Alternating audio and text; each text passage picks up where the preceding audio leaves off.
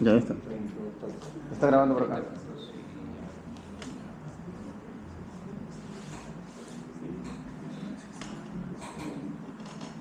Buenas tardes. Buenas tardes. Muy bien. Buenas tardes a todos los presentes en el auditorio.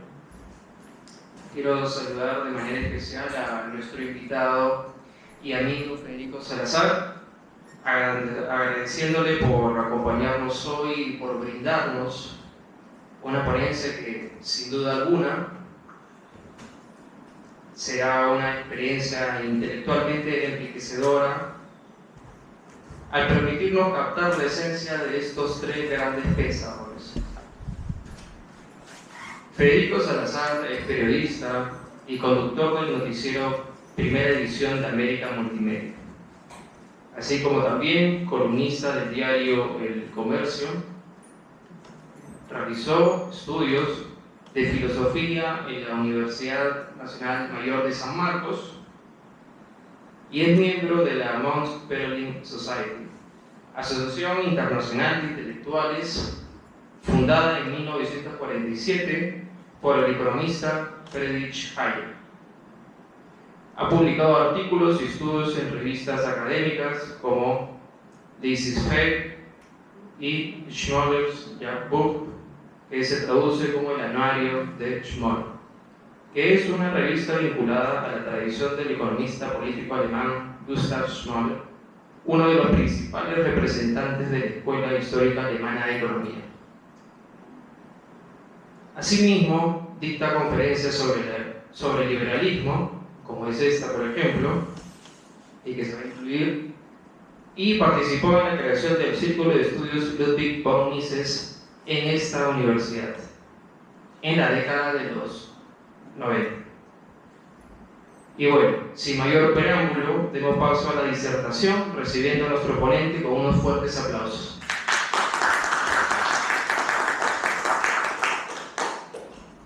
Muchas gracias. Realmente siento mucho placer de estar con ustedes, particularmente porque además somos un grupo chico y es creo la mejor forma de poder discutir ideas, porque cuando los grupos crecen mucho, ya las ideas se sueltan un poco y pasamos un poco a las posiciones, incluso hasta los insultos, ¿no? Y de lo que se trata para mí es de presentar ideas que pudieran interesarles, que pudieran hacer que ustedes lean cosas que normalmente no les dan para leer. Se me ha propuesto el tema, la escuela austriaca, ejes conceptuales en Menger, Mises y Hayek, y yo decía, ¿por qué ejes conceptuales? Y claro, ya me di cuenta porque estamos en una facultad de ingeniería, ¿no? Entonces, tengo que hablar de ejes, obviamente. Entonces, creo que vamos a ir por esa ruta justamente, ¿no? Y también quiero agradecerles a todos ustedes por el tiempo que se han dado de venir hasta acá en una fecha tan todavía cercana a los festejos de Año Nuevo. Normalmente este tema está fuera de la currícula, fuera de los estudios, fuera de los sílabos, el tema de la escuela austriaca en general. Y eso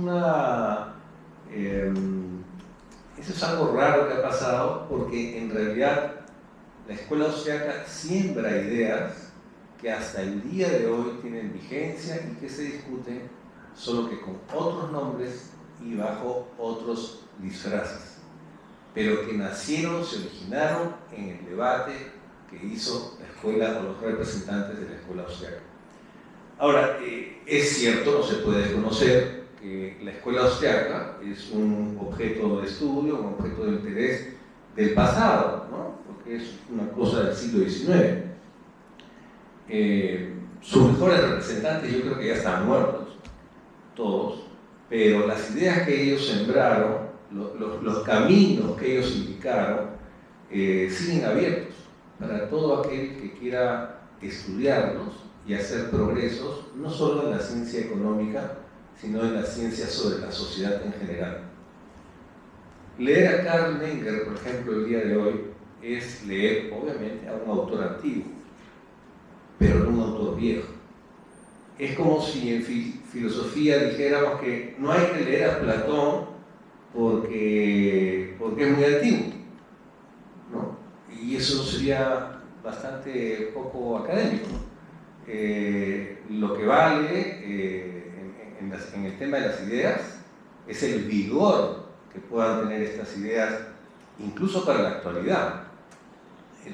También las ideas valen porque trascienden en el tiempo, porque van a más allá de su tiempo, y por la utilidad que tienen para la sociedad y para la historia. Y es por eso que creo que se tiene que regresar a la lectura de los clásicos de la Escuela Austriaca de Economía. Hay ideas que nos hacen retroceder como sociedad. Por ejemplo, la idea del socialismo del siglo XXI es una idea que nos hace retroceder. Nos hace ser más pobres, nos hace ser menos libres, nos hace ser menos justos y hasta a veces a algunos los vuelve criminales. Entonces hay ideas y hay ideas. Y hay ideas que más bien hacen avanzar a la historia, ¿no? Hay inventos, hay descubrimientos que hacen que la historia avance. Pensemos, por ejemplo, en la rueda, ¿no? Eso hizo avanzar la historia. En el desarrollo de la escuela austriaca, por supuesto que hay muchos errores, muchos caminos que llevan a puntos muertos, pero los aportes y sobre todo las innovaciones de sus primeros seguidores se introdujeron en el cuerpo principal de la ciencia económica conceptos como el valor subjetivo, la utilidad marginal, la pérdida de ganancia empresarial, el costo de oportunidad, la función empresarial, el cálculo económico, son entre otros conceptos que seguramente ustedes han escuchado y que claro, están ahí en el mainstream, ¿no es cierto?, en la ciencia normal, pero que vienen de acá, de la escuela austriaca, y que no hubieran estado en la ciencia mainstream, en la ciencia principal, si no hubieran sido creadas dentro del contexto del debate y las ideas de la Escuela Austriaca de Economía.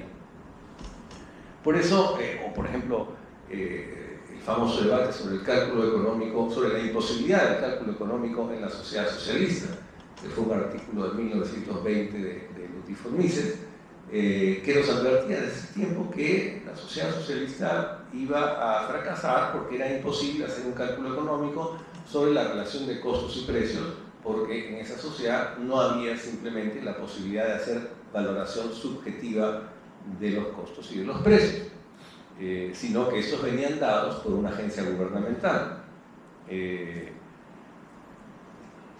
Tuvo que haber mucho sufrimiento, muchas personas muertas, muchas personas pobres, muchas familias pobres, durante generaciones, para que finalmente se dieran cuenta que eso no funcionaba. Si hubieran hecho caso, nos habríamos ahorrado pobreza, nos habríamos ahorrado tristeza, nos habríamos ahorrado retraso de las familias que luchaban y trabajaban el doble, el triple, para conseguir apenas mendrugos de pan. Por eso creo que es importante estudiar esta escuela, sin decir que sea lo único que tenemos que estudiar de ninguna manera. A mí me gusta, por ejemplo, revisar mucho mis lecturas de marxismo, sin ser marxista, no tengo que ser marxista para leer a Marx. Pero en todo caso, yo creo que lo que hay que empezar a preguntarse para plantear este objeto de estudio que es la Escuela Austriaca de Economía es qué es la Escuela Austriaca y cómo se hizo la Escuela Austriaca. Por ejemplo, se le atribuye al economista Karl Menger, que vivió de 1840 a 1921, ser el fundador de la escuela. Pero en realidad, él no fundó nada. Él no dijo, voy a fundar una escuela y ahora todos van a seguir este predicamento, esta teoría para ser parte de mi escuela. En ese sentido, la escuela austriaca no es una escuela, porque no tiene discípulos que sigan un libro dogmático, no tienen una Biblia, no tienen un libro como el Capital, no hay nada de eso. Lo que hay es ciertos principios que más o menos concuerdan. Karl Menger, lo que hizo fue simplemente escribir un libro en 1871, en serio lo publicó, y lo había escrito para postular a un cargo académico que le exigía publicar un libro, ¿no? Él quería ser profesor de economía. Y todos sus amigos estaban muy sorprendidos de eso, porque él era un funcionario público ya tenía una carrera, ganaba más o menos bien su dinero, y de pronto quería ser profesor, que era lo menos pagado. Entonces le preguntaron, pero está loco, ¿no? No, yo quiero ser profesor de economía. Y bueno, así lo hizo, tuvo que trabajar, lo rechazaron una vez en los exámenes, o sea, no pasó unos exámenes, esos exámenes que te hacen exponer una clase para probar qué tan bueno eres, no pasó. Él insistió y al siguiente año sí le dieron lo que se llama el venia legendi, ¿no? El permiso para enseñar. Y bueno, en realidad, como les decía, él simplemente escribió este libro, pero de ese libro salieron ideas y se hicieron planteamientos que revolucionaron el pensamiento económico que se tenía hasta ese entonces. En lo esencial, porque hay muchos temas de ese libro, es un libro pequeño, pero se llama Principios de Economía o Principios de Economía Política. Lo esencial de ese libro para la historia del pensamiento económico es que rompió con un error que se venía repitiendo hacía 100 años. Desde la publicación de La riqueza de las naciones de Adam Smith, se creía que el valor de las mercancías residía en la cantidad de trabajo que tenían incorporado. O sea, lo que me cuesta hacer algo, eso es lo que debe valer.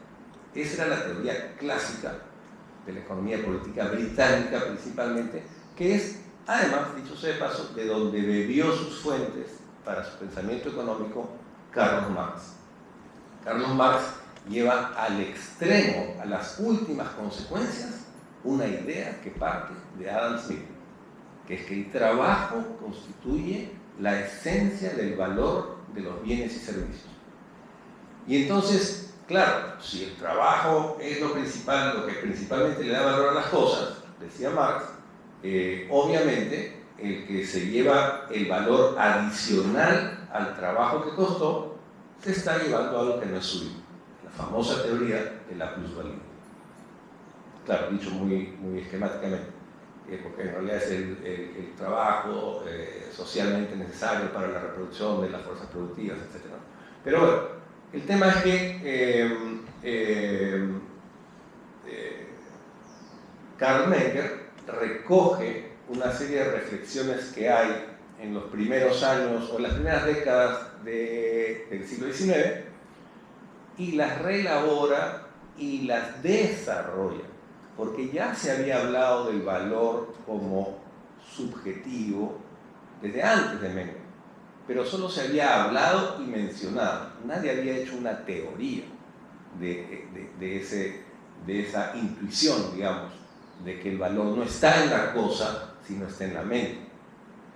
Y Menger no solamente escribió el libro, sino que impartió clases durante 30 años. Entre otros, le dio clases de economía al príncipe Rudolf, que era el príncipe heredero del imperio austrohúngaro. Lamentablemente, Rudolf murió, parece ser que fue un suicidio, otros dicen que fue un asesinato, en fin. La cosa es que todo lo que invirtió Menger en enseñarle a un heredero se fue en esa vida truncada, ¿no? Menger dijo en algún momento que era el único aristócrata y heredero de corona de toda Europa que estaba instruido en economía política. Eso hubiera sido un mundo bastante distinto. Pero, como dijo Jorge Basadre, la historia tiene sus azares, ¿no? El famoso libro El azar en la historia y sus límites. Y a veces pasan cosas que te cambian el rumbo de la historia. No es tan predecible como dice Marx, la historia no es tan predeterminada. Por supuesto que lo que escribió Menger en el 71 tuvo lectores, tuvo seguidores, tuvo admiradores, tuvo discípulos, tuvo amigos, pero también tuvo críticos, obviamente. Pero para verdadera curiosidad, al menos a mí me la despierta, los dos principales seguidores de las ideas de Menger no fueron alumnos suyos, no fue gente que fue a sus clases, fue gente solo que leyó el libro y que encima se fueron a estudiar a Alemania Economía, donde estaba la escuela histórica. Y me refiero a estos dos famosos seguidores de Menger que se llaman Eugen von Böhm-Bawer y Friedrich von Wieser, que eran concuñados. Entonces, estos señores leyeron a Menger y comenzaron a aplicar las ideas de Menger a otros campos. Por ejemplo, fue Wieser el que le dio el nombre a la utilidad marginal, ¿no? Y fue Böhm-Bawer el que aplicó la teoría del valor subjetivo al interés y al capital, cosa que Menger no había desarrollado. Menger en realidad escribió su libro como la primera parte de un proyecto que era de 4 tomos, pero solo hizo uno y ahí se quedó. Esa es la pura verdad. Pero tuvo estos discípulos muy buenos, gente muy inteligente, que desarrolló justamente estos aspectos de su teoría, y entonces la teoría mengeriana del valor subjetivo se amplió, por ejemplo, al campo del capital y del interés, ¿no? Porque hasta entonces se tenía una noción también bastante básica, rudimentaria, de qué es lo que forma el interés y por lo tanto también qué justicia hay en el interés que se cobra, ¿no? Los que prestan el dinero. Ellos, como les digo, perfeccionaron sus estudios de economía y no fue por influencia de Menger, como han dicho algunos, con unas becas que obtuvieron para ir a estudiar Alemania, ¿no? Fueron alumnos de Karl Knies, que fue uno de los seguidores de la escuela histórica. Ahora, ¿qué es entonces la escuela austriaca? Porque si ni siquiera eran sus alumnos, ni siquiera habían ido a sus clases, y sin embargo seguían sus ideas, ¿no?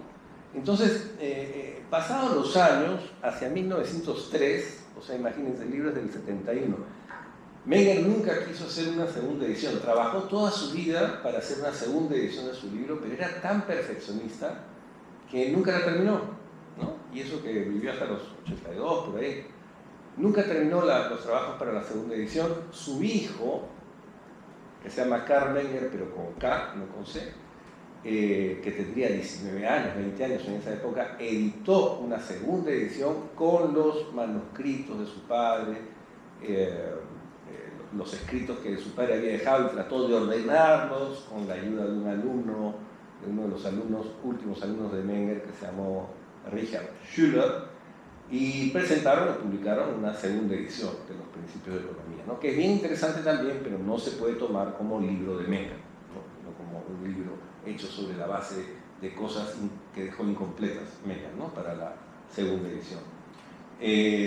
Bueno, pues pasaron los años y las ideas de esta gente que venía de Austria comenzaron a chocar con las ideas que sostenían los alemanes. Los dos, el Imperio Austrohúngaro y el Imperio Alemán, las dos poblaciones hablaban alemán, ¿no? Y hablaban alemán en toda su área de influencia, ¿no? Incluso en países que ahora son de Europa del Este, por ejemplo, ¿no? Y entonces ese choque también se convirtió en una especie de competencia por los alumnos.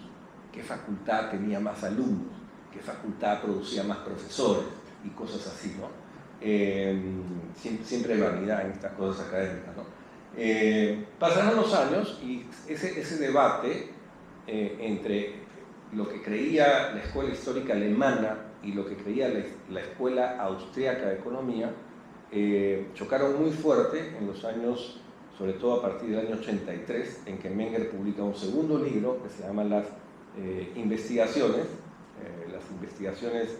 sobre, si mal no recuerdo, sobre el método en la economía, en las ciencias sociales y en la economía política en particular, así se llama el segundo libro de Menger. Bueno, pasó eso, hubo mucho debate de uno del otro lado, y el propio Karl Menger le hicieron una entrevista que no se conoce mucho, que no ha sido traducida, no ha sido republicada, que fue un periódico de 1903, y ahí le preguntan qué es esto de la escuela austriaca. Entonces él dice lo siguiente, yo me he dado el trabajo de traducirlo para que ustedes lo tengan. Lo que se entiende por la llamada Escuela Austriaca de Economía es la relación personal entre profesor y alumno, y nunca ha sido otra cosa. Los miembros del grupo de eruditos que reciben este nombre son investigadores totalmente independientes, unidos únicamente por ciertas doctrinas que no vamos a discutir aquí, pero que difieren entre sí y no siguen a ninguna autoridad concreta. Cuando este grupo de economistas adquirió mayor notoriedad en el extranjero, se le denominó allí la Escuela Austriaca, una denominación que también se utilizó en la propia Austria. El objetivo de esta escuela no era impedir o dificultar el intercambio recíproco de profesores entre las universidades austriacas y alemanas. Yo mismo he propuesto en repetidas ocasiones a profesores extranjeros, además de a profesores nacionales, y la Facultad de Derecho de Viena siempre se ha atenido al principio de que los puestos deben pertenecer a los nacionales competentes y meritorios. Solo nos esforzamos por adquirir, mediante nuestros logros científicos y en su caso, el justo derecho a las cátedras en nuestra patria. Eso fue publicado en un periódico que se llamaba Die Zeit, El Tiempo, el 20 de julio de 1903. Bueno, las contribuciones más importantes de Menger pueden considerarse, ya lo mencioné, la teoría subjetiva del valor, pero también una cosa que se llama el individualismo metodológico, que es un método, digamos, o una forma de cómo seguir una línea de investigación en un tema económico. Eso. También en la teoría del dinero, tiene un estupendo capítulo sobre el dinero, que es una de las mejores cosas que se ha escrito sobre el dinero, y más allá creo que también, en su segundo libro sobre todo, tiene una teoría de la evolución espontánea de las instituciones, porque Menger cree que la economía no se desarrolla en el vacío, sino dentro de instituciones. Instituciones como el derecho, instituciones como el lenguaje, instituciones como el crédito, como la moneda, como la banca, etc. Y entonces él dice que estas instituciones evolucionan, cambian y se desarrollan de una manera más espontánea de lo que se cree. Y los órdenes sociales, el orden de la sociedad también se desarrolla de esa manera, aunque haya intervenciones de individuos que quieran dirigir esa evolución, siempre al final se va a dar la evolución según la voluntad de los individuos, conforme el juego de reglas establecido. O sea, eso no quiere decir que toda sociedad va a estar libre de intervenciones gubernamentales o de grupos de poder o de lo que fuera, sino que las reacciones de los individuos van a hacerse de acuerdo a ese set de normas o de reglas establecidas por estos grupos de poder o por estos grupos de gobierno o por grupos que manejen la regulación, ¿no? Esa es una idea importante que no está en el primer libro sino en el segundo y que desarrolló, por ejemplo, el señor Friedrich von Hayek, Premio Nobel de Economía de 1974, aunque le dieron el premio por otras razones. Él hace en sus ensayos de filosofía, porque fue realmente un filósofo también, un desarrollo amplio y detallado de lo que él ya llama orden espontáneo, ¿no? Voy a tomar un break.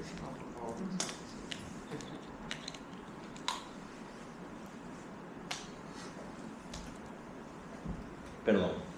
Entonces, Hayek toma esta idea de Menger sobre cómo evolucionan las sociedades, cuánto interviene la mano del hombre directamente y cuánto interviene la interacción espontánea y libre de los individuos.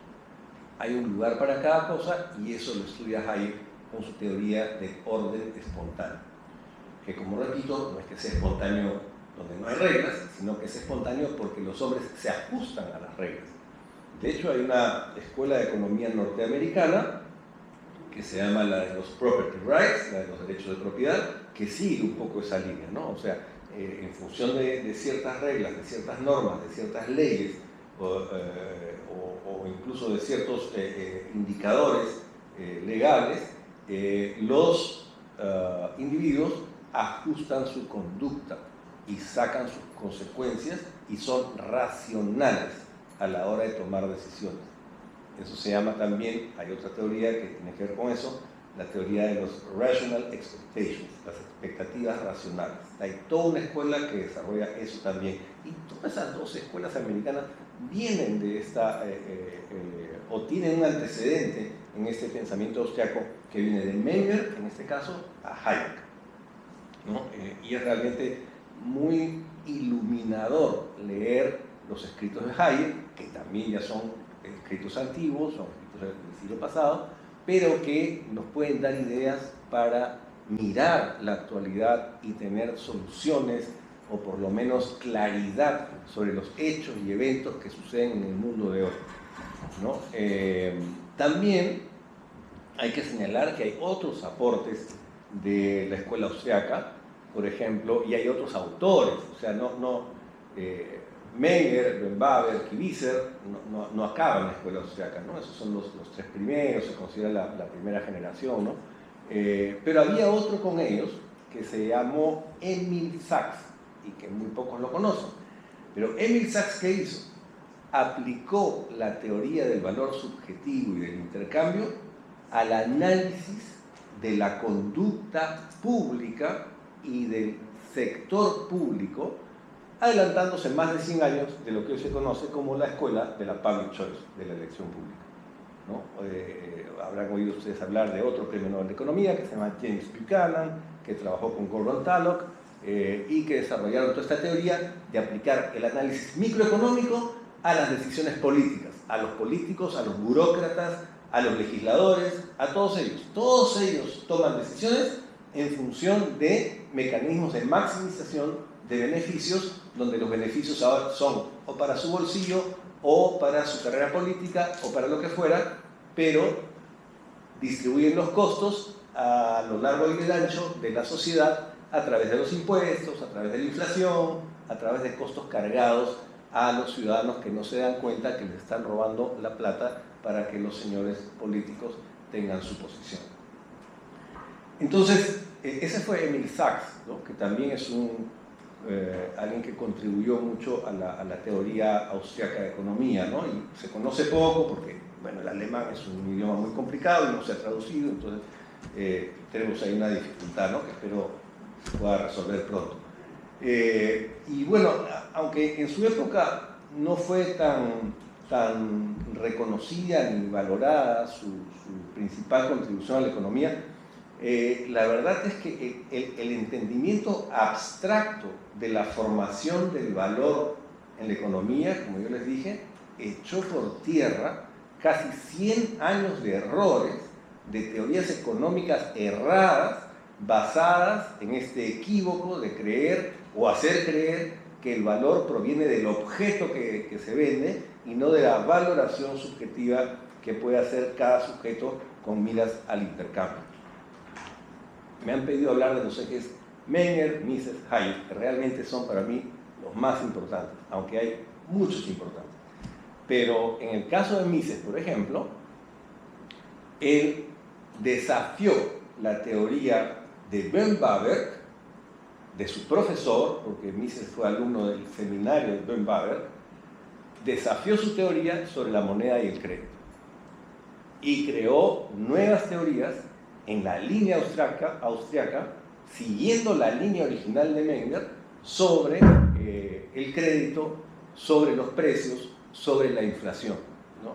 Y a él debemos realmente una revalorización de la teoría monetaria que es basada en la teoría subjetiva del valor, que es absolutamente distinta, totalmente contradictoria, por ejemplo, con la teoría monetarista de Milton Friedman y la Escuela de Chicago, que también son liberales, pero en esta parte epistemológica, metodológica de la economía son totalmente contrarios.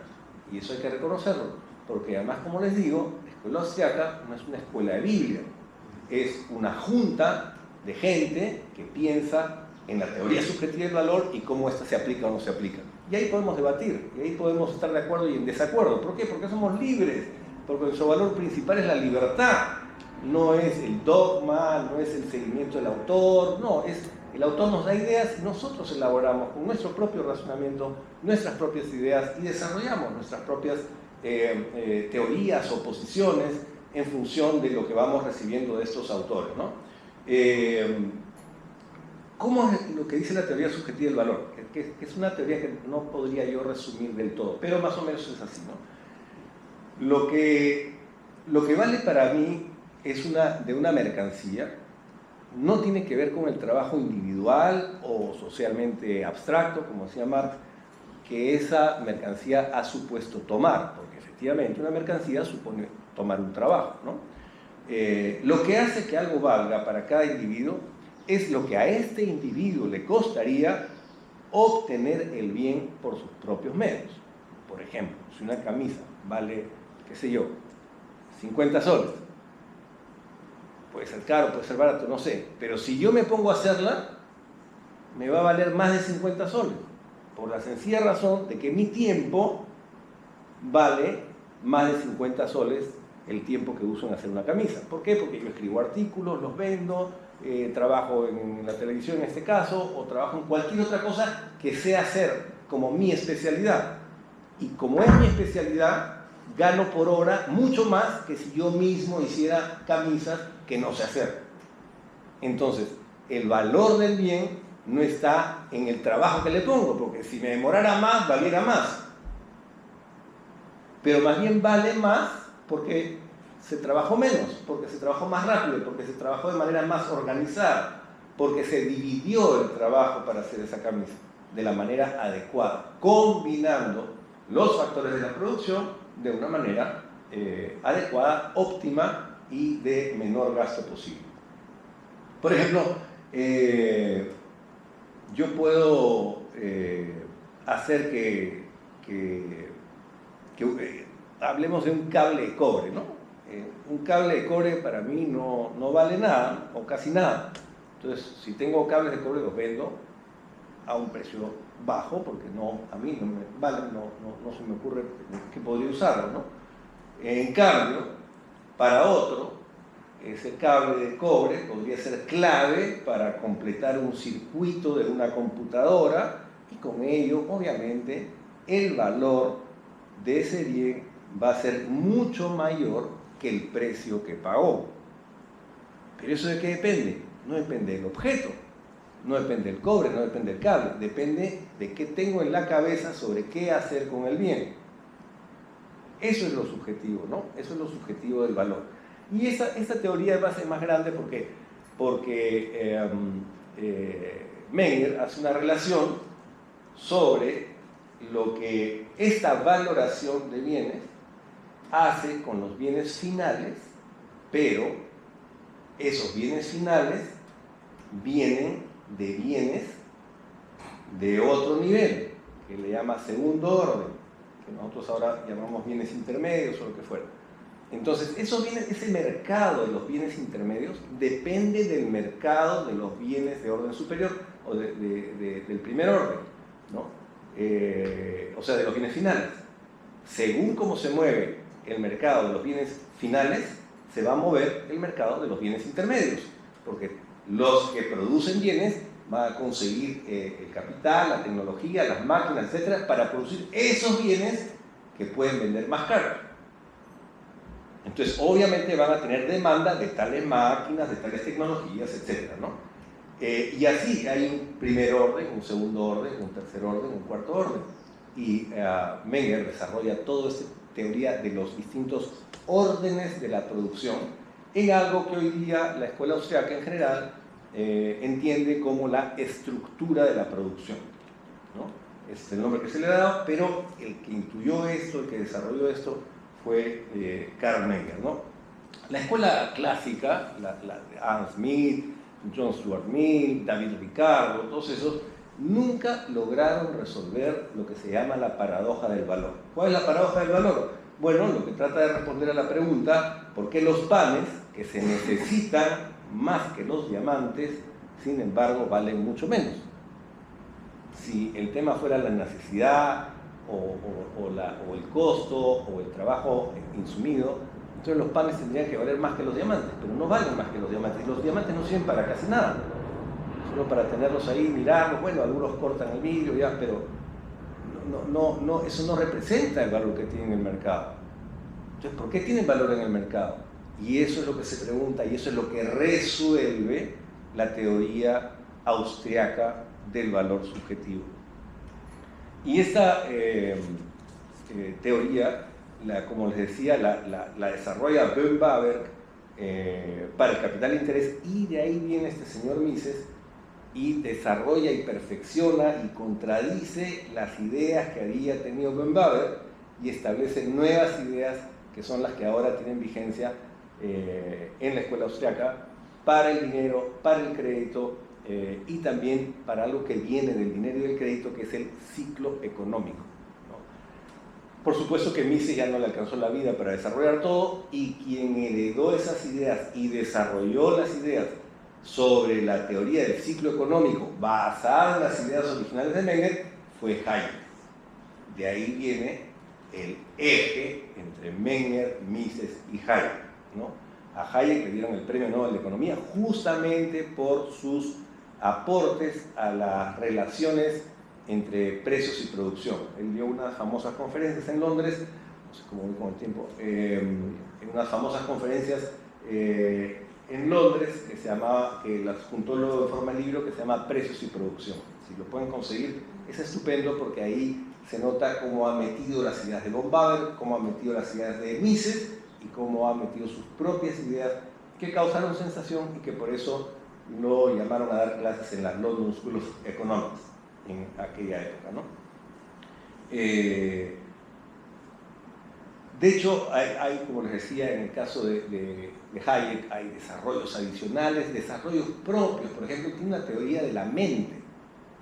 Él tiene un libro de psicología teórica que se llama El orden sensorial, que va más allá de la filosofía incluso. Es un libro sobre cómo se organiza la mente humana para percibir.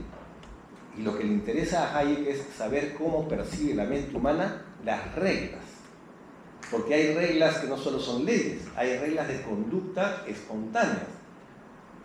El ejemplo muy fácil que puedo dar: ninguno de ustedes se les ocurre que matar es bueno. Y les aseguro que no necesitan leer el Código Penal para saber que matar es malo. O sea, no sabemos que matar es bueno o malo porque leamos el Código Penal, sino que está en el Código Penal porque matar es malo. Es al revés de como nos cuentan la historia los positivistas jurídicos, ¿no? Que dicen que la ley parte de la ley escrita, ¿no? Entonces, Hayek le da una fundamentación teórica muy profunda, relaciona su teoría de la evolución de la mente con su teoría de la evolución de la sociedad, ¿no?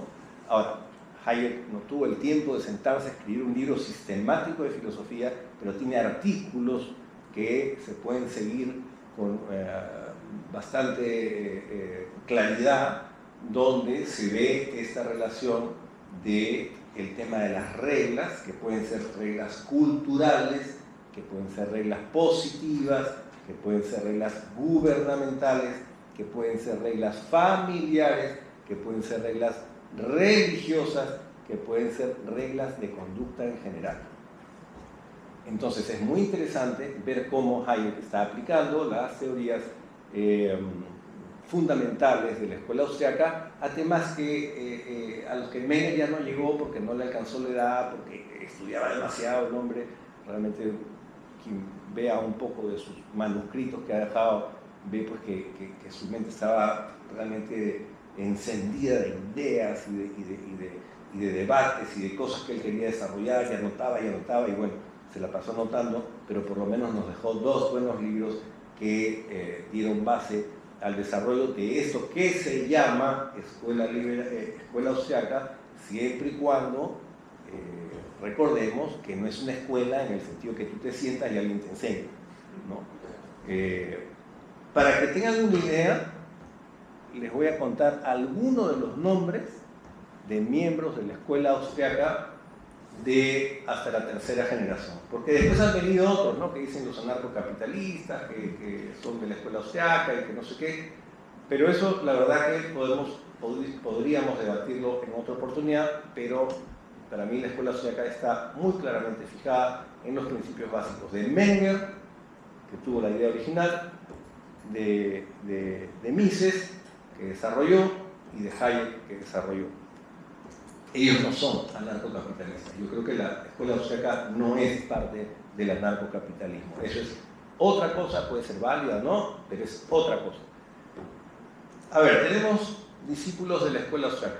Böhm-Bawer, Wieser, hay un señor Zuckerkandl, hay un señor Emil Sachs, que ya lo mencioné, hay un señor Schüler von Schrattenhofen, hay un señor Komorzinski, que fue muy bueno, hay un señor, bueno, está Mises, está Schumpeter, hay un señor Franz Weiss, que se oponía a Mises en su parte política, en su parte liberal, hay un señor Robert Mayer, Gustav Grof, Filipovich, que fue muy conocido y muy querido por Menger, Víctor Mataya, Julius Landesberg, Eugen Peter Schwidland, Sigmund Feinbogen, que le hizo interesante, le sacó una carta a Menger sobre su infancia, Rudolf Siegert, Richard Schüller, Ludasi, que es muy interesante para la método industrial, para el debate del método, Moritz Dub, Richard Reich, Marcus Ettinger, Ernst Zeigler, y todo esto es antes de Hayek, ¿no? O sea, imagínense la cantidad de intelectuales que hay por estudiar, que contribuyeron a la formación de esta escuela, al desarrollo de esta escuela, con cada uno tiene varios libros, no tiene un libro cada uno. Cada uno de esos tiene varios libros. De manera que sí fue una escuela sumamente rica en su momento. Menger fue muy famoso en su época, muy famoso. Tan es así que en los periódicos, en los diarios, salían a veces fragmentos sobre lo que había dicho en una clase de economía, ¿no? Imagínense que de acá un profesor de economía, el periódico, el comercio, la gestión, saquen, el profesor fulano ha dicho esto. O sea, era realmente famoso, ¿no? La fama no es una garantía de verdad, pero para que tengan una idea de que en su época Menger sí fue una persona ampliamente conocida, particularmente en Austria, también en los Estados Unidos, en Suecia, en Francia. En Francia fue miembro del Instituto de Sociología, miembro honorario, y en varios otros países, ¿no? Pero sobre todo en Austria representó además el levantamiento del estándar académico de la universidad alemana en general. Hizo que la universidad, austriaca en general, hizo que la universidad austriaca tuviera un valor en el mundo académico mundial. Y obviamente por eso todos le tenían reconocimiento. Una vez lo acusaron de ser judío, le hicieron una reunión de desagravio, juntó muchísima gente, lo aplaudieron muchísimo. En fin, todo esto se lo cuento porque está en los periódicos de la época. Y los periódicos de la época están al alcance de cualquiera que tenga internet. Están en la Biblioteca Nacional Austriaca, tiene su link ahí. Ustedes ponen ahí en el buscador Karl Menger y salen un montón de cosas sobre Karl Menger, ¿no?, de la época. Yo he hecho eso los últimos 5 o 6 años, no sé cuánto. Y me he dado con estas cosas, estas sorpresas de cuán apreciado era Menger en su sociedad, en su momento. Por eso les digo lo que les dije al principio, que si bien es un autor antiguo, no es un autor viejo. Es un autor del cual podemos sacar muchas ideas para la actualidad, del cual podemos sacar ideas para nuestras tesis, del cual podemos sacar ideas para avanzar nuevas cosas, del cual podemos sacar mucha imaginación creativa para avanzar en teorías que están estancadas. Realmente es una fuente de riqueza y yo diría una verdadera mina de oro. Muchas gracias.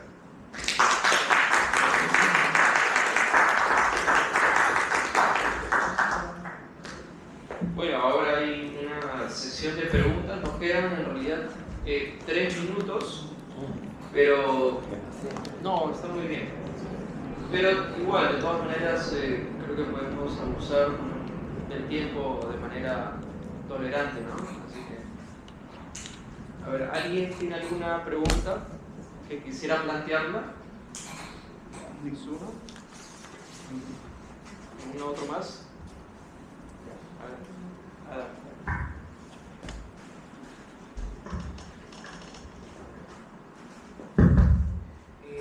Primero que nada, muy buenas tardes por la disertación. Muchas veces he escuchado conferencias donde se aborda de manera tan sistemática y didáctica cuestiones acerca de la escuela austriaca. Yo tengo 3 preguntas que les voy a decir de manera muy resumida, dado que está muy interesante la conferencia. La primera es si es que en la escuela austriaca algún autor hace una diferencia sustancial y directa entre el valor y el precio. Yo he escuchado muchas veces debates entre personas que capaz, dígase, son marxistas o creen en la teoría objetiva del valor, porque no necesariamente toda persona que es objetivista es marxista, y entre subjetivistas. Entonces, hay una acusación muchas veces seria de los objetivistas hacia los subjetivistas en que estos no diferencian el precio del valor, y ese es un error en el que los acusan. Entonces, yo quería preguntar si es que desde la escuela austríaca hay una respuesta a esto. La segunda es acerca del problema de la matematización actual en la economía, ¿no?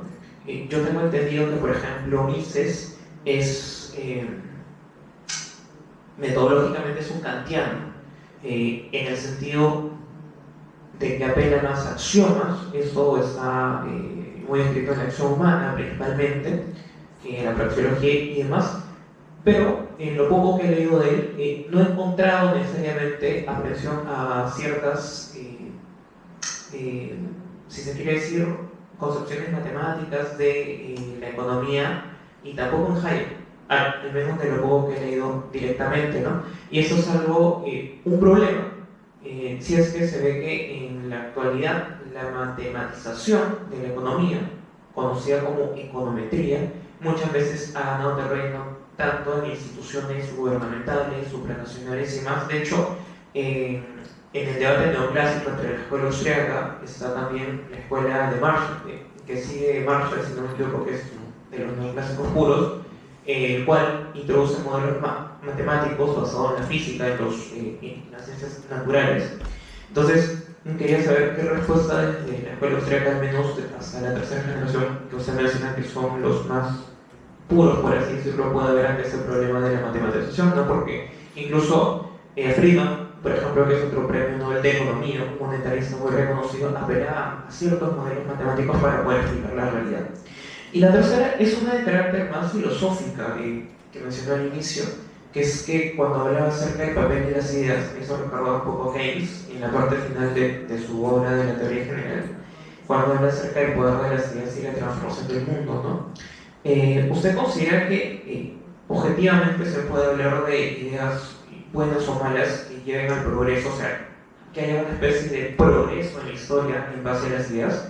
Lo menciono porque muchas veces a nivel filosófico, con autores conservadores o con teólogos, se ha acusado a la escuela austríaca de también ser filosóficamente el germen o la génesis de muchas ideas del progresismo en la actualidad. Entonces, esas serían mis 3 preguntas. Y disculpe si tomé mucho tiempo. No, está muy bien, muy interesante cada una de las preguntas. A ver, vamos. Si algún autor hace una diferencia sustancial entre valor y precio. Si se lee con cuidado los principios de economía de Menger, eso queda absolutamente claro, ¿ya? No es que él diga precio es esto, valor es esto, pero si tú lees el contexto del libro, vas a encontrar la gran diferencia que hay entre precio y valor. Menger no se confunde en ese tema. Los otros autores también se puede encontrar algo en Mises, menos en Hayek, pero sí en Mises también puedes encontrar, no recuerdo si en la acción humana, probablemente en Hayek, que tiene varios escritos monetarios de su época monetaria, de los años 20 y tantos, no son artículos muy conocidos tampoco. sobre moneda, fluctuación y intercambio internacional. Pero ahí puedes encontrar también. O sea, es claro que en la escuela austriaca hay una ruptura total entre lo que es valor y lo que es precio. ¿Por qué? Porque el precio se realiza en el mercado a la hora de la acción del intercambio y el valor se realiza en la mente a la hora del deseo.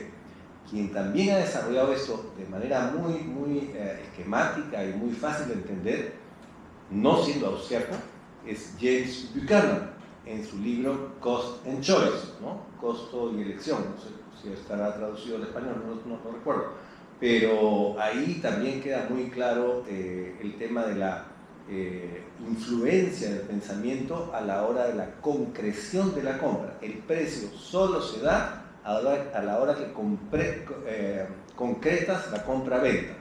El valor se da siempre a la hora que estimas, a la hora que miras, a la hora que le das vuelta, ¿no? a una compra-venta, no a la hora que la realices. Eso por un lado. Con respecto a la matematización, es un tema muy importante porque yo creo que parte del olvido de la escuela austriaca se debe a que no concedió en la matematización. Hay unas famosas cartas de Menger a Walras sobre el problema de la matematización, donde Menger le insiste mucho, que Walras era más de la idea de matematizar. Menger le dice, las matemáticas pueden servir para expresar situaciones que han sucedido, pero no me pueden servir para proyectar situaciones que van a suceder. Y esa es la diferencia más importante. O sea, Menger no descarta el uso de las matemáticas, sino que descarta el valor de las matemáticas para predecir, ¿no? Él dice que para predecir hay que abstraer y hay que pensar, que es un poco la línea que sigue de manera más extrema Ludwig von Mises en el tema este del pensamiento axiomático, de la acción humana, ¿no? También Mises también habla del problema de la matematización y se aleja de eso y dice que puede llevar a problemas, etc. Pero en realidad, desde el punto de vista de la escuela austriaca, no hay un pleito con las matemáticas, no hay una exclusión de las matemáticas, solo que quieren ponerla en su lugar justo. Las matemáticas no nos dan la posibilidad de predecir el futuro, eso es lo que quieren decir. Nos da la posibilidad de gráficamente, abstractamente, porque las matemáticas es un lenguaje abstracto, de describir o dar a entender una situación que de otra manera no se entendería tan fácilmente. Eso es lo que quiso decir Menger y está en sus cartas que me encantaría algún día poder traducir con respecto a este tema, ¿no? Claro, la matematización es una cosa, la economía es otra, la econometría es otra, por ejemplo, porque esa ya tiene que ver con las proyecciones. Pero sí, el tema está ahí. Yo creo que es un tema que conozco algunos austriacos que usan las matemáticas, ¿no? Garrison, tengo un amigo también que tiene formación austriaca y que usa las matemáticas para escribir modelos y todo eso, ¿no? Yo creo que es un tema de modas de lenguaje, ¿no? Porque en la moda positivista lo que era matematizable era verdadero y lo que no era matematizable era falso. Entonces la escuela austriaca quedó de lado por la prominencia del desarrollo de esta moda o de esta orientación con respecto al valor de las matemáticas para la ciencia. Pero si uno lee con cuidado las investigaciones sobre el método de las ciencias sociales y de la economía en particular de Menger, ahí también va a poder encontrar muchas reflexiones sobre el tema de cuál debe ser el método a seguir para pensar y saber qué es lo que va a pasar en la economía. Hayek decía que la economía podía dar explicaciones de principio, pero no explicaciones de concreto. O sea, yo con la economía no puedo decir mañana el PBI va a ser 3.2. Y eso ustedes lo saben porque todos los meses el BCR y el MEF y todos dicen va a ser 3.2, después 3.1, va a ser 2.8, va a ser... Todos los días se equivocan. Porque la cantidad de variables que entra en juego, primero, es un tipo de variable que se mueve. Entonces no la puedo matematizar porque no la puedo proyectar. ¿Qué se mueve? La voluntad del sujeto, el deseo del sujeto, la circunstancia del sujeto, ¿no? Por ejemplo, para mí el valor de una lata de leche cuando tengo hijos es un valor y cuando soy soltero tiene otro valor. Prefiero comprarme otra cosa. ¿Te das cuenta? Entonces, esas circunstancias van variando permanentemente en la vida de una sola persona. Imagínate en la vida de los millones de personas. Entonces, es eso lo que dice la escuela austríaca, que no se puede proyectar hacia el futuro con la exactitud matemática, ¿no? Con respecto a Mises y el kantianismo, no es del todo cierto que Mises sea un kantiano. En todo caso, quizá podríamos decir que sea un neokantiano, pero tampoco estaría yo de todo de acuerdo. Mises seguía sobre todo a un filósofo que me parece extraordinario, que se llama Ernst Cassirer, con doble S. Y él fue el que escribió su famosa filosofía de las formas simbólicas. También tiene un libro muy bueno que se llama Antropología Filosófica, que en inglés se llama An Essay on Man, que fue hacia el final de su vida. Un libro sobre el mito del Estado, que es muy bueno. Bueno, en fin, tiene mucha literatura, y es un filósofo que también se dejó un poco de lado por la influencia que tuvo Heidegger en la filosofía de los años 20 y 30, que ustedes saben ahora está en cuestionamiento porque hay filósofos que dicen que Heidegger introdujo en la filosofía los principios básicos del nazismo. Y Heidegger fue un filósofo que tenía su carnet del partido nazi alemán, ¿no? Y que nunca dejó de tener su suscripción al periódico nazi alemán, ¿no? Pero podemos discutir si eso está en su filosofía o si no lo está, pero que era filonazi, era filonazi. Y bueno, Heidegger hablaba de una manera y exponía de una manera muy atractiva para la época, ¿no? Esta forma ontológica, el ser, no ser, el Dasein, no sé qué. Y entonces tuvo muchos seguidores, especialmente franceses, que hicieron que Cassirer quedara un poco de lado.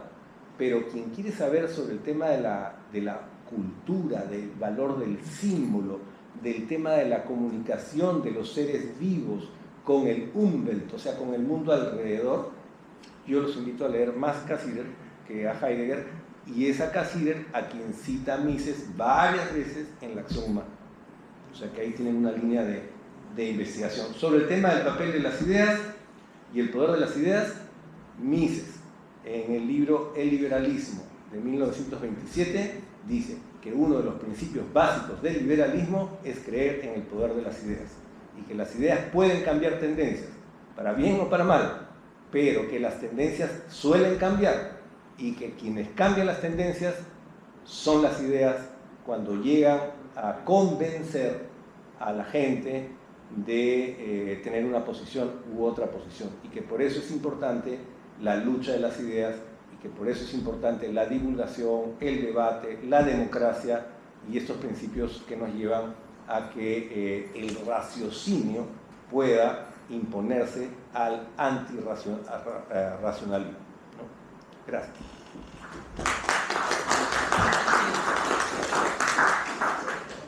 Bien, no sé si habrá una pregunta más.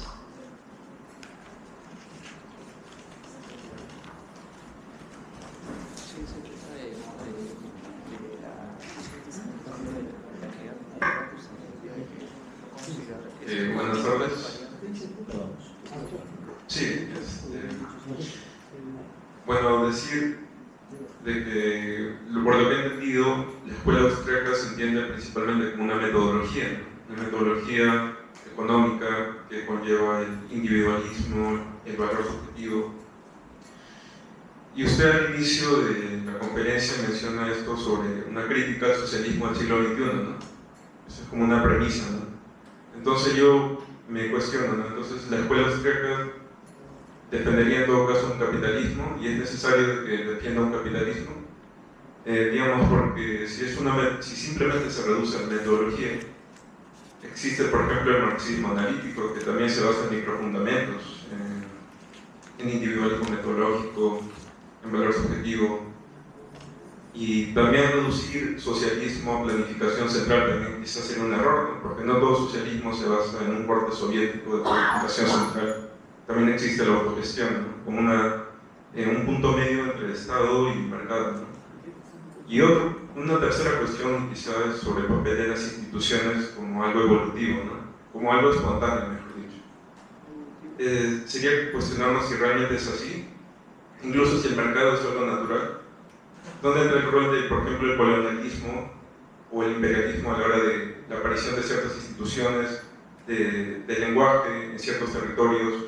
Por ejemplo, acá en el territorio latinoamericano que existan instituciones exportadas de Europa, como el constitucionalismo, el republicanismo, no son cuestiones evolutivas que emergen de la nada o algo natural, ¿no? Sino que hay un papel en la violencia que se transmite. Entonces es eso, ¿no? Que necesariamente para seguir los principios austriacos vas a defender el capitalismo, Ya. etc. Muchas gracias. La pregunta muy importante. El austrianismo o la escuela austriaca no tiene nada que ver con el capitalismo.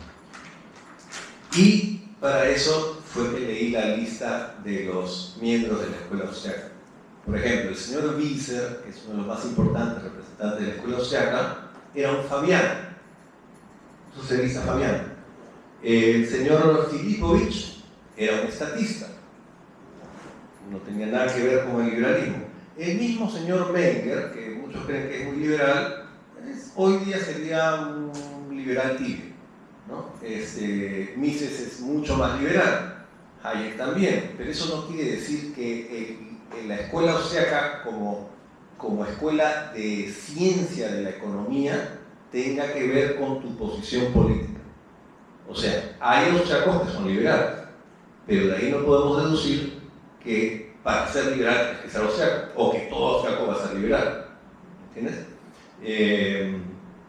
Había, por ejemplo, de los que yo recuerdo, ¿no? Richard Reich, por ejemplo, no era liberal. Franz Weiss, por ejemplo, el editor de las obras de von Baber, le advertía a Hayek, en ese momento que era un joven, que no se pegara a las ideas de Mises, que era peligrosísimo, porque era un ultra, ¿no? Entonces, pero era austriaco también, en el sentido de la escuela, ¿no? O sea, no hay identificación, para quien conozca la teoría de la escuela austriaca, no hay identificación entre una cosa y la otra.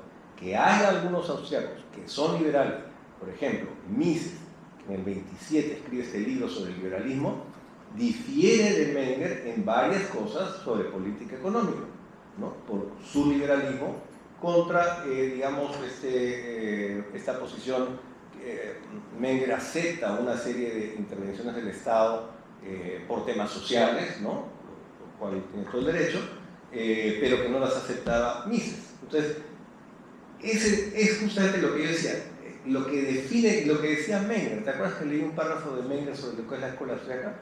Decía, no tiene que ver con una posición, no tiene que ver con... La posición la tienes tú, y tienes todo el derecho de tenerla, y yo tengo la mía, por ejemplo, y me ha costado llegar a ella, pero no voy a decir que es que el que no tiene la idea que yo tengo ya no es ni austriaco ni es nada y está mal y tal, ¿no? Nada que ver. Eso por un lado, ¿no?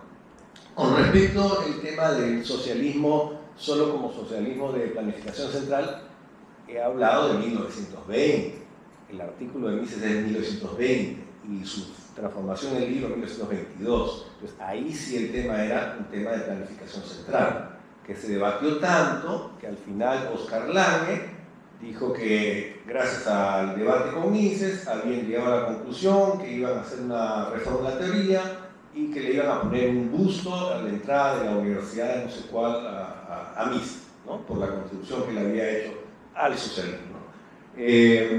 El tema del socialismo o la autogestión o lo que fuera, con respecto al liberalismo es el siguiente, ¿no? La autogestión no es algo que un liberal le haga ascos u oposición. ¿A qué le hace oposición al liberal? A que se intervenga desde el Estado al mercado y que haga que el mercado no funcione. Pero puede haber empresas autogestionarias que funcionen dentro del mercado perfectamente, si son eficientes, si cumplen su función, y de repente también puede haber empresas de filántropos que no quieren buscar la utilidad mayor, sino que quieren hacer lo que su vocación, por ejemplo, empresarial les guía.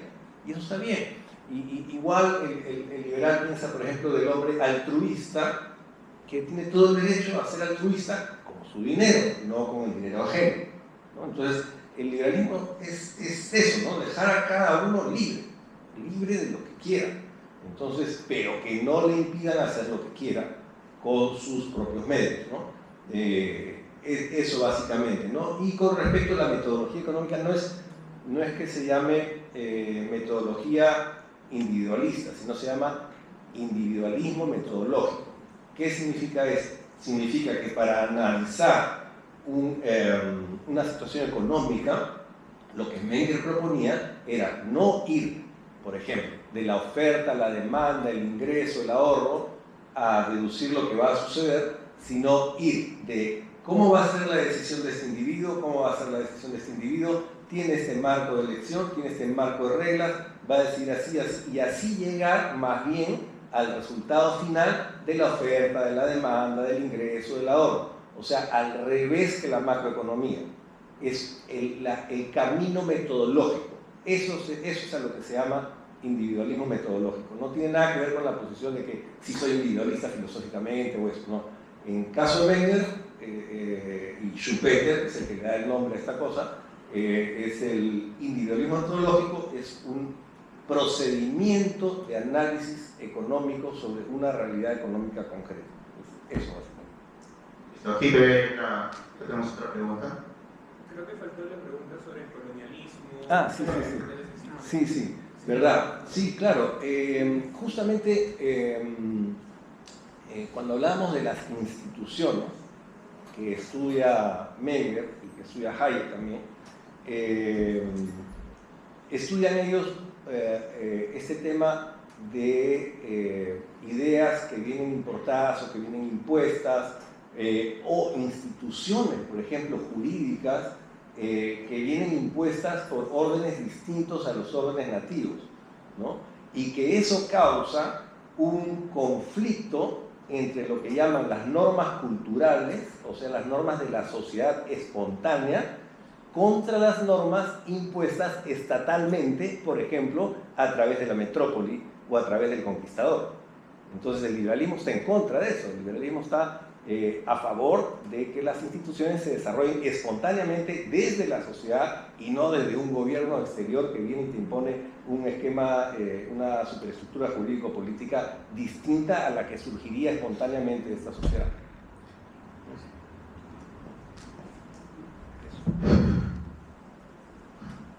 Muchas gracias por la brillante exposición.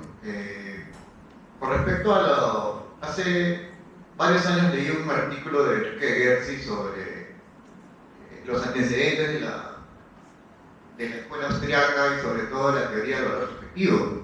Y él hablaba de la escuela de Salamanca, los brillantes pensadores católicos, que ya hablaron fueron los primeros en hablar del valor subjetivo, la teoría del valor subjetivo.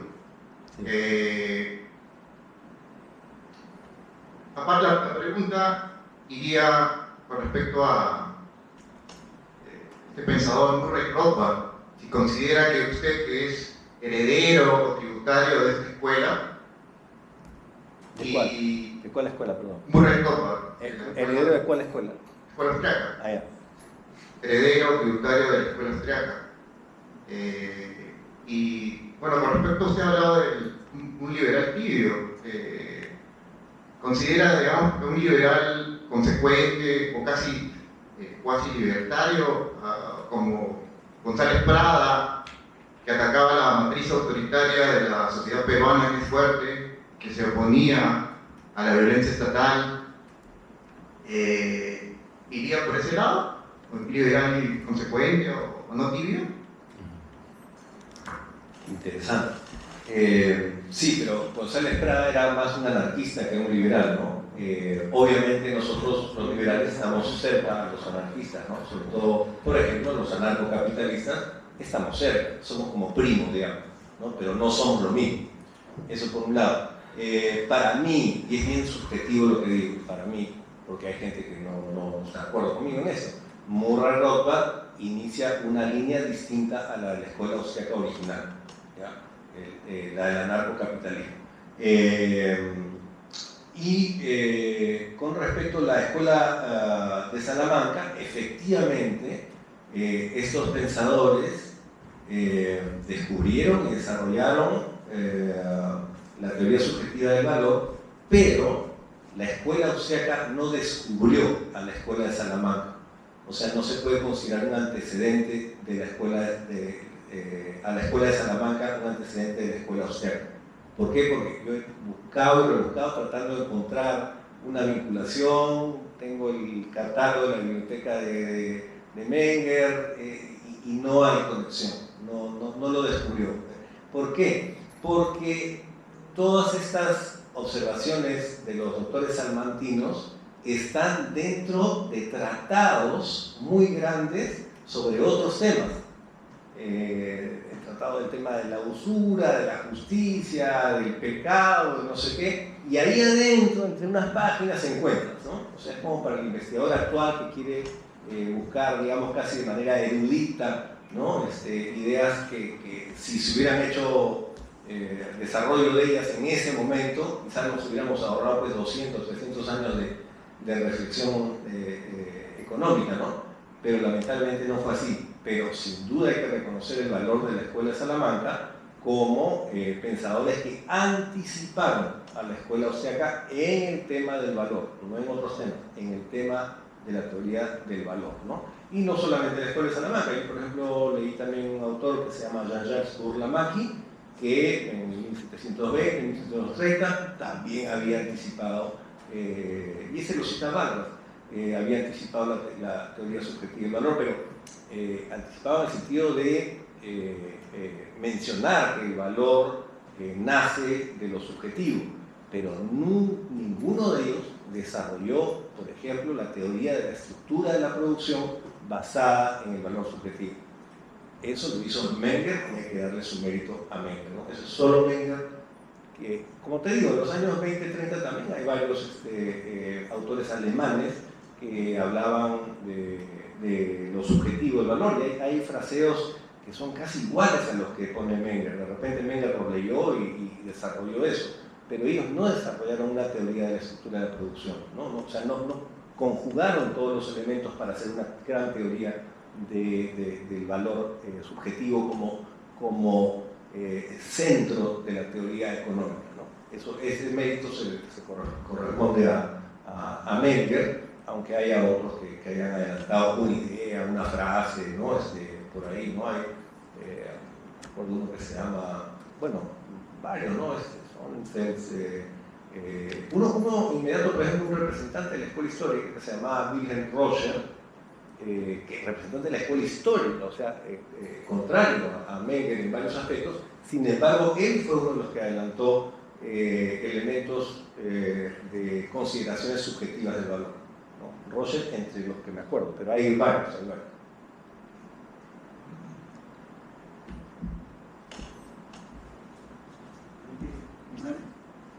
¿Ninguna otra pregunta? Una pregunta sobre Marx, tal vez. Es otra conferencia. Sí. Oye. Ya, una pregunta aquí y otra aquí. No. Ya. Primero aquí, alzó la mano primero, claro, luego. Buenas noches. Justamente hablando de lo que mencionabas respecto al surgimiento de las instituciones de manera espontánea, la posición de estos tres autores respecto al dinero, a la moneda y a la independencia del Estado, porque en realidad las visiones de economía y de política que plantean justamente que es el Estado quien debe dar surgimiento al dinero, y se da por hecho que es así, pero en realidad la moneda, el dinero, tiene un surgimiento en la propia sociedad, ¿cierto? Ahora, me gustaría que comentes eso, pero también si es que tienes una relación respecto a lo que a partir de los años 90 ha surgido como una especie de liberación del dinero del Estado, como surgimiento de Bitcoin, por ejemplo. Que además hay una filosofía detrás de esto, de pensadores o incluso de ingenieros, ¿no? Los cyberpunk, que plantean justamente una forma de autonomía respecto del Estado, ¿no? Interesante.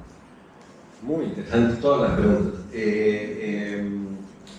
A ver, primero, con respecto al dinero, el Estado, la moneda. Yo los invito a leer el capítulo sobre el dinero de Menger en sus principios de economía. Creo que está bastante difundido, incluso creo que lo pueden encontrar en PDF en internet. Porque ahí se dan cuenta ustedes, muy detalladamente Menger describe cómo es el origen del dinero y cómo se desarrolla espontáneamente. Pero Menger dice que fue necesaria, por ejemplo, cierta intervención del Estado al asegurar la fijación del valor según un respaldo y tal, y otra intervención del Estado en eso. O sea, Menger no es un Mises. Menger dice que la evolución es espontánea, pero que significó mucho y ayudó a avanzar mucho en la evolución del dinero ciertas intervenciones del Estado. Lo que él decía era que las intervenciones del Estado no deben perturbar el funcionamiento del mercado. Pero, para ser honestos, en ese capítulo, yo les recomendaría que lo lean, porque ahí se ve claramente a qué se refiere uno cuando dice Menger habla de la evolución espontánea. O sea, es espontánea, pero no desconoce, porque él es un científico, él no es un ideólogo, no desconoce que se han requerido en toda esta larga evolución, muy larga evolución del dinero, algunas actuaciones del Estado, ¿no?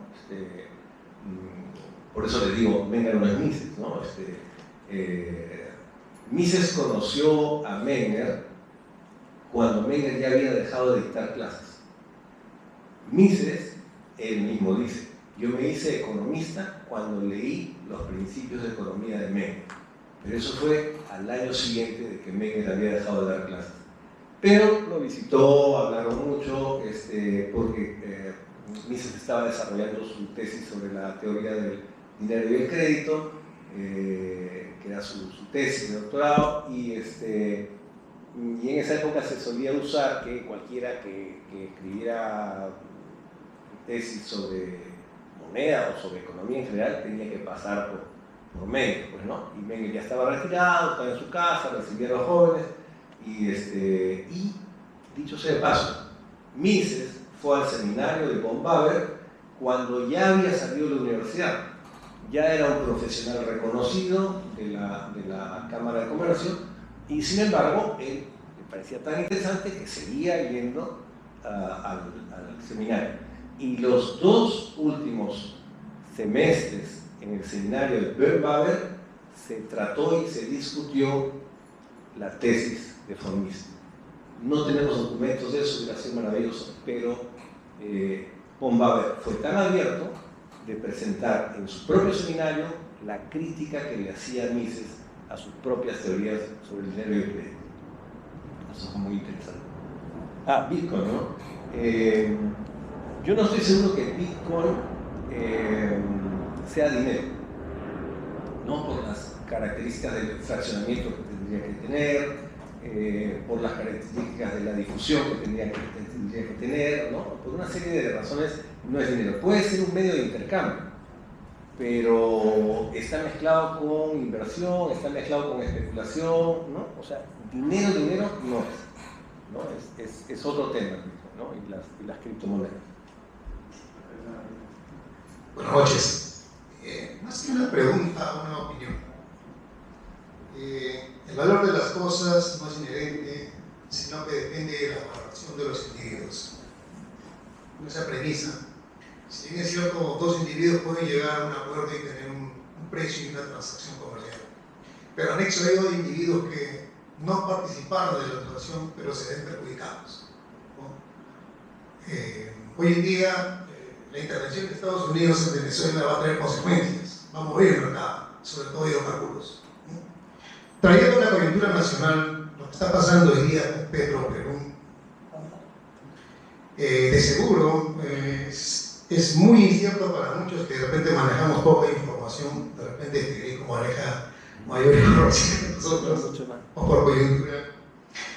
La sugerencia o la opinión sería Perú administra los hidrocarburos del país. Fácil, o resultaría fácil estatizarlo, ponerlo en privatización, ¿no? Sería fácil. pero las consecuencias de eso creo que no van a favorecer mucho al país, entendiendo que Petroperú llega a lugares donde la empresa privada no llega, socialmente hablando, ¿no? En todo caso, Federico, ¿nos permitirías tu opinión de respecto a qué debería hacerse con Petroperú? Una pregunta muy amplia. Sí, muchas gracias. El tema el intervencionismo y el imperialismo de Trump es muy importante porque ningún liberal que sepa del liberalismo podría aceptar algo así, ¿no? El tema de Petroperú es difícil porque Petroperú ha avanzado demasiado en la deuda, o sea, se han endeudado demasiado. Tú dices, ¿privatizarlo sería fácil? No. Dificilísimo, porque ¿quién quiere comprar una chatarra? O sea, es muy difícil por el nivel de deuda que tiene. ¿Cómo hacemos para vender deuda? O sea, es bien difícil, ¿no? Puede haber fórmulas, ¿no? Fácil para el Estado. Ah, claro, bueno, el Estado, pero perderíamos todo, ¿no? O sea, por ejemplo, si pagamos la deuda de $7.000 millones, es demasiado. O sea, toda esa plata se va de las escuelas, se va de las carreteras, se va de la policía, se va de todo donde el sector público tiene que